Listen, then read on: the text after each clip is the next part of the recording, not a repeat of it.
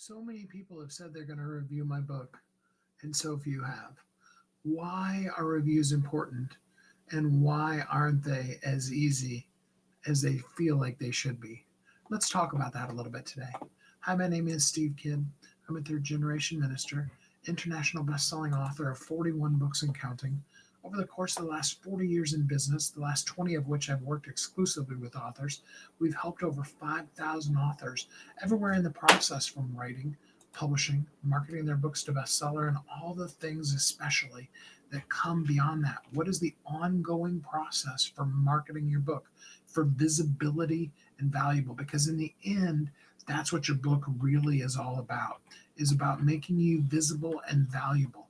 Whether you want to be a bookseller or you want to use your book to promote your business, in both cases, you need a process to keep your book available, visible, valuable, used, seen, um, and really, in a place where people can know what it's about and know how specifically to be able to use it. And that's one of the big things that we as a company do. So it's not about selling you reviews. Selling reviews, buying reviews, that's illegal. Okay, that's against Amazon's terms of service and will get your book banned. However, getting help, having people help you.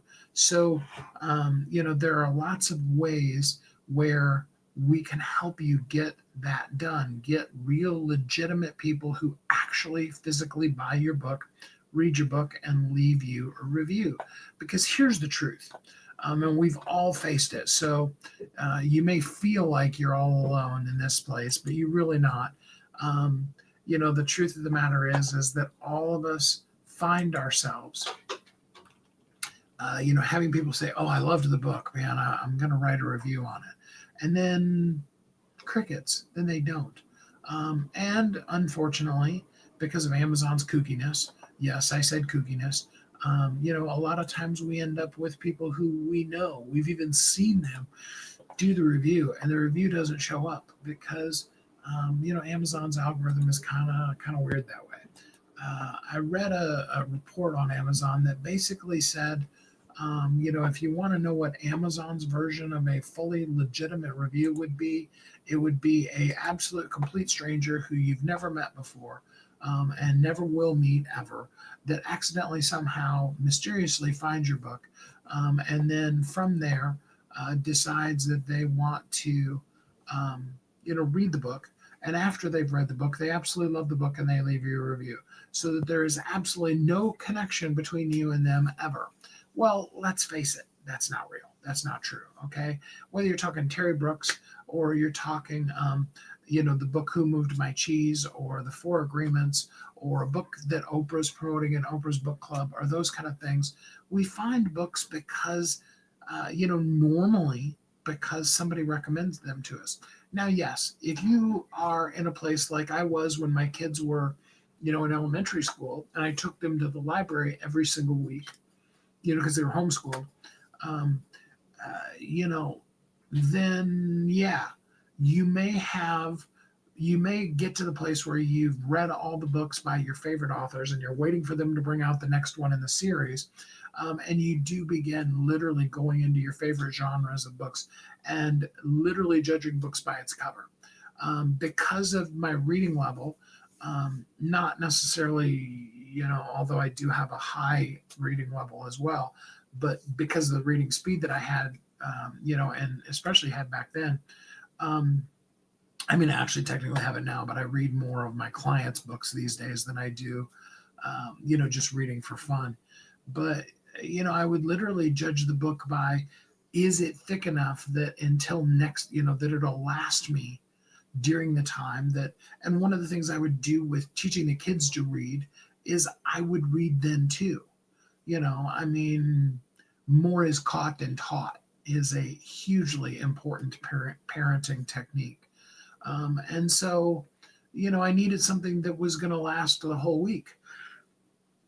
I needed them to be able to get either multiple books so they had something to read every day during reading time, or so that you know, so that one way or another, whether it was a long enough book or it was enough books that they were reading, that they just like, well, I read all those books, because then I'd make them read them again, because I'm a mean parent.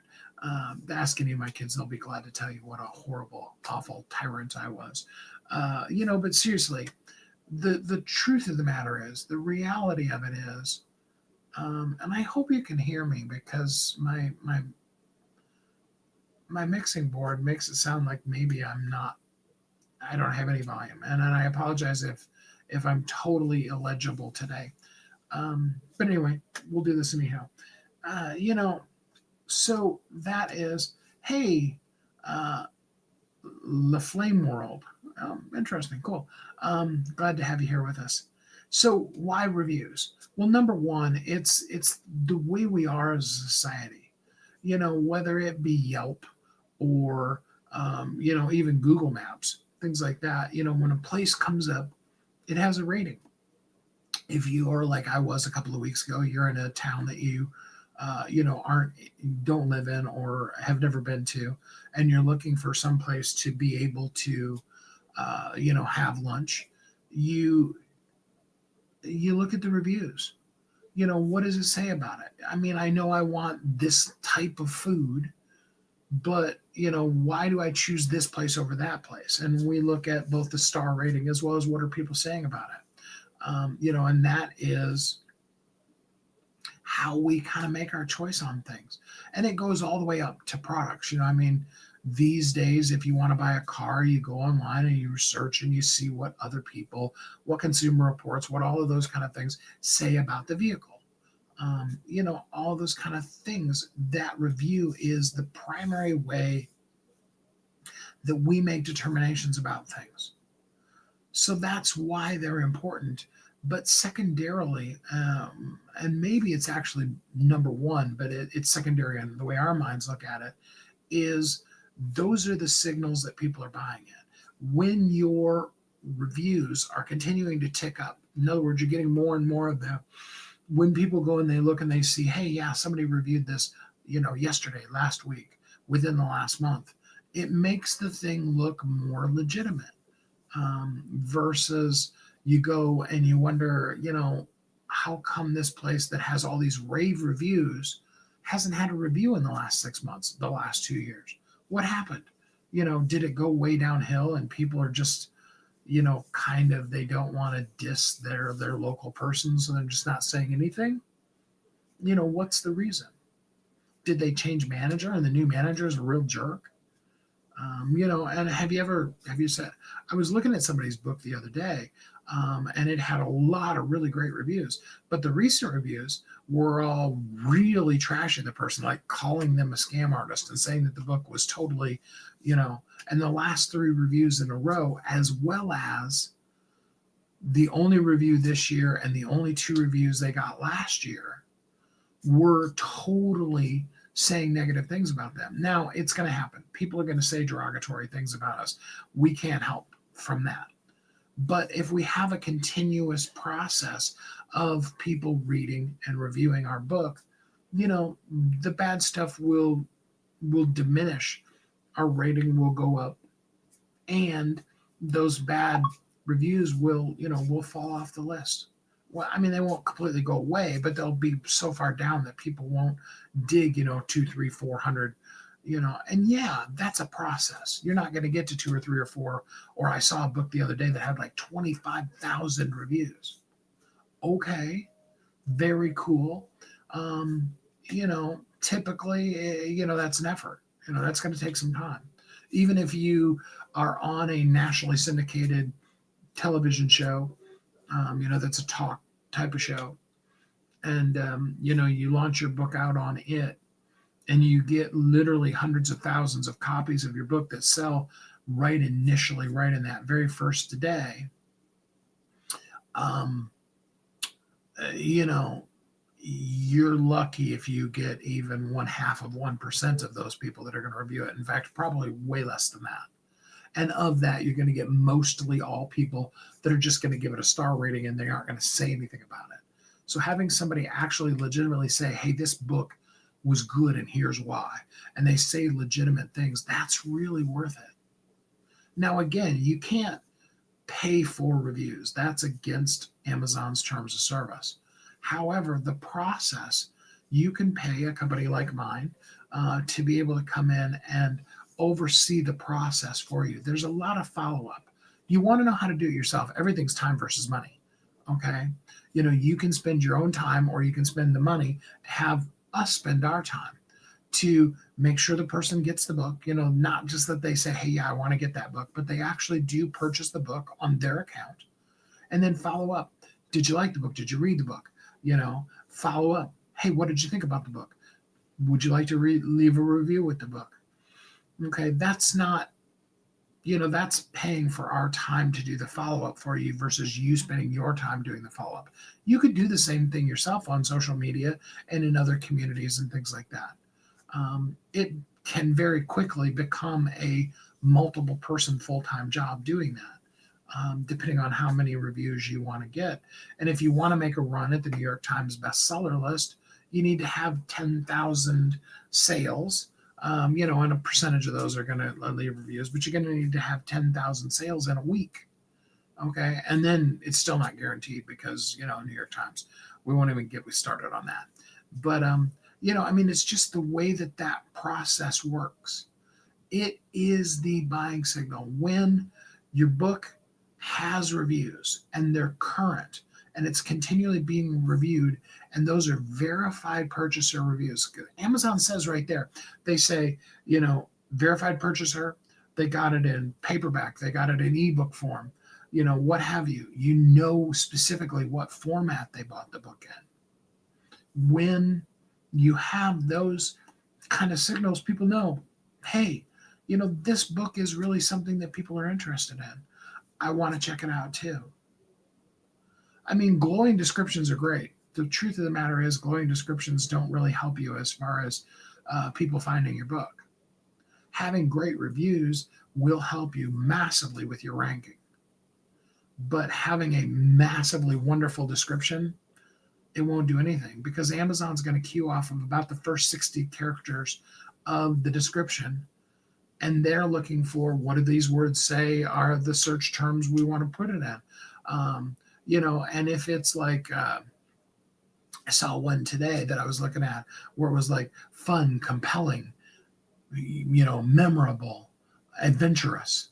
It's like, well, those are great words. It was a great testimonial. But, as far as words that people are going to be searching, if they are searching that, they're going to get this really obscure list of books. But when you specifically, if you're looking for a book that is, a Tolkien-like fantasy novel, okay, you can be more specific. You can be like, I want to read a sweeping fantasy epic. Okay. And you can search those kind of things. That's exactly the kind of stuff that SEO keys off of. The reviews, though, more than the descriptions, more than the SEO. The SEO is going to help Amazon know how to rank you. The reviews, the people purchasing your book. Hey, Clarissa, glad to have you here with us. People purchasing your book, people reading it and saying, hey, this is what I really liked about this book, is going to make massively. It is the thing that is the difference between the books that are seen and succeed and the books that fail. If you're wondering, why did my book do so well? Because launch is all about getting it to do really great when it comes out first. Why did my books do so well and then it just hasn't since? I would, that would be the number one piece I would tell you to look at is how often are you getting reviews? What are you doing intentionally to get people to read the book? And if they like the book, tell others about what they liked. You see, the problem with word of mouth is that if you just leave word of mouth for people to just say whatever they're going to say whatever comes out of their mouth. If you direct people, hey, if you really liked this thing, would you tell somebody else specifically what you liked about that? Even better yet, to give them a prompt of saying, would you say this Y, X, Y, Z about it? People like to be led to, what to say in their quote unquote word of mouth advertising. And we need to help them with that. Reviews are those things that really allow Amazon to really know, hey, this is what people think about this book. And when we do that right, along with other things, it's not the only tactic and technique that we need to use to keep your book relevant and visible on Amazon. But it is one of the cornerstones that you absolutely have to have in place on a regular, ongoing basis. Does that make sense? I hope it helped. If you would like some help, like you said, everything's time versus money. If you would like some help having your book show up, be read by legitimate verified purchasers, and have somebody do the follow-up to say, hey, if you like this book, what about giving us a review? If you would like that process done for you, just drop the word help in the comments and let us help you out too. Splinter's glad to have you here with us. Thank you so much for spending the time today. I appreciate you. We'll be back again tomorrow. Until then, stay warm, stay safe, love somebody, really, really give them a big hug today. And until we're together again next time, have a great week.